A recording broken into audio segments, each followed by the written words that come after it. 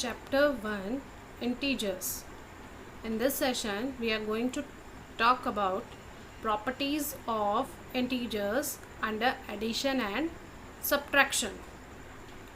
So, the first property is closure property. What does it says? Closure property says that whenever you are going to add or subtract two integers, then the result which you obtained is again an integer. So let's see whether it holds for addition or not. So closure under addition. Integers are closed under addition. Why? Because the sum of two integers is again an integer. For example, you have an integer 5 and another integer minus 2.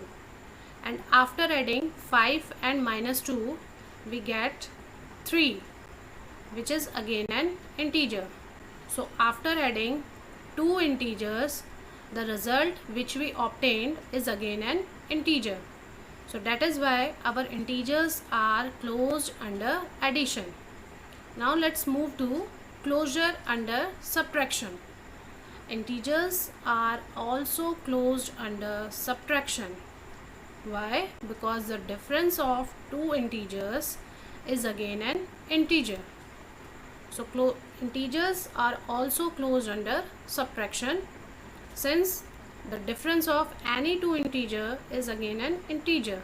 So let's see, 5 minus minus 2 equals to 5 plus 2, which is equals to 7. So when we subtract minus 2 from 5, we get 7, which is an integer. Similarly, you can take any two integers and just subtract them. So the difference of any two integers comes out to be again an integer. So here we see integers are closed under addition as well as under subtraction. Now let's move to second property of integers. The second property is commutative property. So what does commutative property says under addition? Integers are said to be commutative under addition if for any two integers a and b. So here I am taking two integers. The first one is a and the second one is b. So for any two integers a and b, we have a plus b equals to b plus a. That means either you add b to a or a to b. The result is going to be same. For example, 5 plus minus 2 equals to 5 minus 2, which is equals to 3. So here we are adding minus 2 with 5. Now just reverse the order. Now minus 2 plus 5 equals to minus 2 plus 5, which is again equals to 3. So either you add minus 2 with 5 or you add 5 with minus 2. The result is going to be same. So that means integers are commutative under addition, as if you take any two integer and just find out a plus b or b plus a, the answer will always remain same.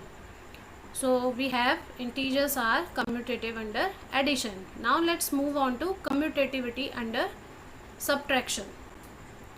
Integers are said to be commutative under subtraction if for any two integers a and b, again the integers are a and b, we have a minus b equals to b minus a.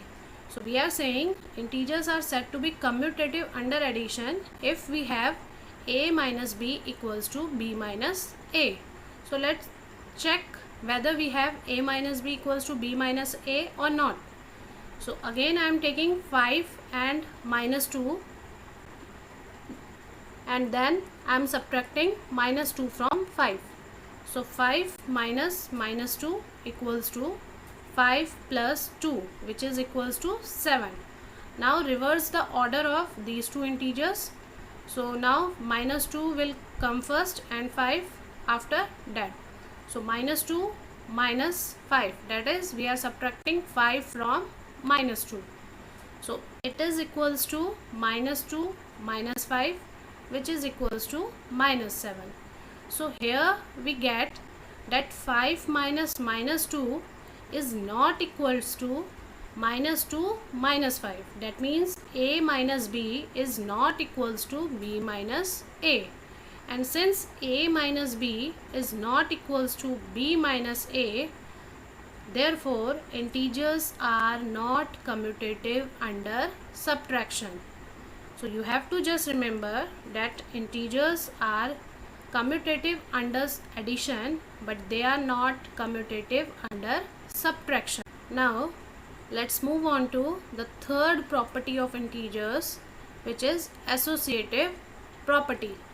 So associative property for addition. Addition is associative for integers. Why? Because for any integers a, b and c, so here I am taking three integers. We have a plus b plus c equals to a plus b plus c. So in the left hand side you are going to add b and c first, and after that you are adding a to the result. Whereas in the right hand side you are adding a and b first, and then you are adding c with the result. So here you are associating b and c together, and then you are adding a to the result, and in the right hand side you are associating a and b together and then adding c to the result. So let's see whether integers are associative with respect to addition or not.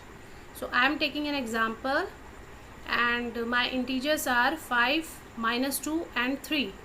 So 5 plus minus 2 plus 3. So I am adding minus 2 and 3 first. So minus 2 plus 3 equals to 1. So 5 plus 1 equals to 6. Now we are adding 5 and minus 2 first, and then we are going to add 3 to the result. So 5 plus minus 2 equals to 5 minus 2, which is equals to 3, and 3 plus 3 equals to 6.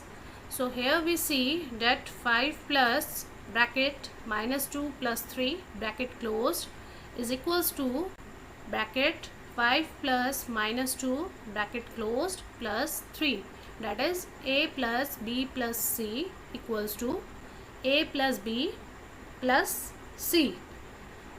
Since a plus b plus c equals to a plus b plus c, so we can say integers are associative with respect to addition. Now let's move on to the last property of integers, which is additive identity. So let's see what do you mean by additive identity.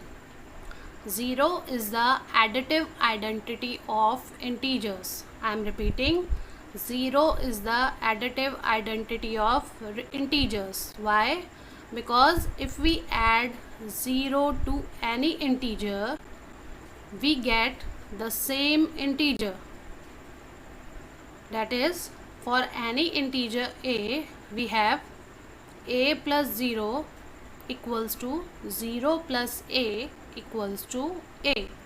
So additive identity means a number which when added to an integer gives the same integer. So here I am adding 0 to a, then the result is again a. So after adding 0 to a, I am getting the same integer a. That is why this property is known as additive identity. Additive because we are adding two integers, and identity because after addition of 0 to the integer, we are again getting the same integer back. For example, 1 plus 0 equals to 1. So either you add 1 plus 0, or you can add 0 plus 1, the result is 1. Similarly, minus 1 plus 0 equals to minus 1, which is equals to 0 plus minus 1.